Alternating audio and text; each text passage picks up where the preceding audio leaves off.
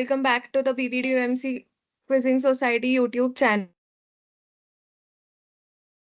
I'm the Vice President, and today we are going to be looking at the Pathology Snippet 11 from the Pathology Snippet series. And today's topic is a review on the topic of embolism. So, what is an embolus? An embolus is a detached intravascular solid, liquid, or gaseous mass that is transported in the blood to a site distant from its point of origin, and it is carried along with the flow of blood. Now we look at the classification of an embolus.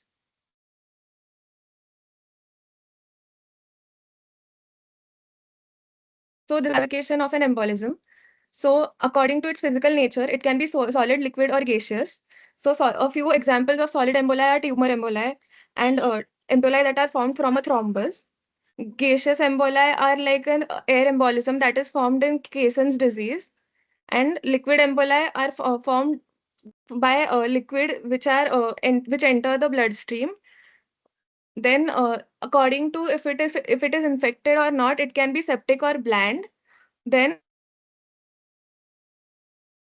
it can be vascular or cardiac. So cardiac emboli arise from the walls of the heart. Vascular emboli can be venous, arterial, or from the lymphatic system. And according to the flow of emboli, they can be retrograde, anterograde, or paradoxical. So retrograde emboli are those that do not flow along the flow of blood. They flow opposite to the flow of blood. And paradoxical emboli are emboli that enter from the left side of the heart to the right side of the heart. Now we'll be looking at a few types of embolus. So, so it is mostly clinically silent. When 60% or more of the pulmonary circulation is obstructed, it will result in sudden death or acute pulmonary failure or cor pulmonale. Obstruction of medium-sized arteries can result in vascular rupture and hemorrhage, but that does not result in an infarction, as the lungs have a dual blood supply from the bronchial vessels as well as from the pulmonary vessels. So multiple emboli, if formed over, result in pulmonary hypertension, which can further lead to right-sided heart failure. So according to the size of the emboli, all these manifestations can occur. A pulmonary saddle-shaped embolus can occur at the bifurcation of the pulmonary arteries. So this is an amniotic fluid embolism. So here you can see the two uterine arteries. So in this we can see lanugo hair and vernix caseosa. This forms when there is a rupture of the and entry of the amniotic fluid into the maternal circulation. So here we can see that there is tearing of membranes and placenta and ruptured veins at the placental site, through which the amniotic fluid gains entry into the veins. Next, moving on, we have fat embolism. So fat embolism is the presence of fat globules in the vascular lumen following a fracture of bone or intramedullary instrumentation. So in this, there is something called as a fat. So it results from the rupture of sinusoids in the bone marrow, along with the entry of bone marrow consisting of adipose tissue into the vasculature. This bone marrow which enters the vasculature then travels along with the blood flow to the lungs.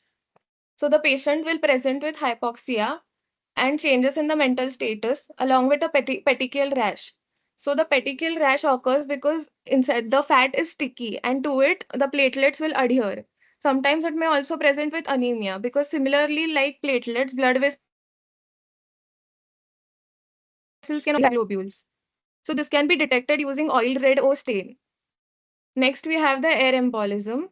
So an air embolism is formed when there is collection of air bubbles to form a bigger air bubble which occludes the blood vessel.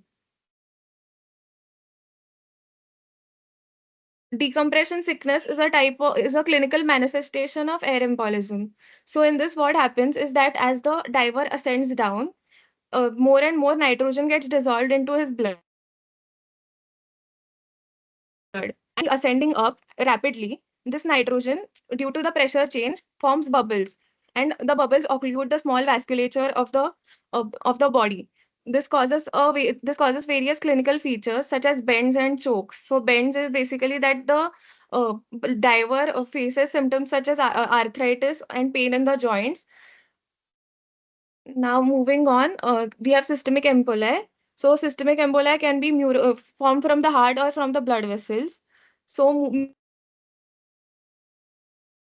result in systemic emboli, which can result in the following manifestations like a cerebral infarct or a renal infarct or infection of the bowel, spleen, or it can also result in dry gangrene of the foot. All this occurs due to occlusion of the vasculature by the embolus. So this is a recap of what can occur due to various types of emboli. So we studied about the air embolism, which is seen in Kaison's disease. Then, then I forgot to tell you about tumor emboli. So debile metastasis, the tumor cells, they form clumps and they can occlude the arteries. So this can result in hemorrhages. Next, we also talked about the amniotic fluid embolism, which occurs due to placental rupture of rupture of membranes.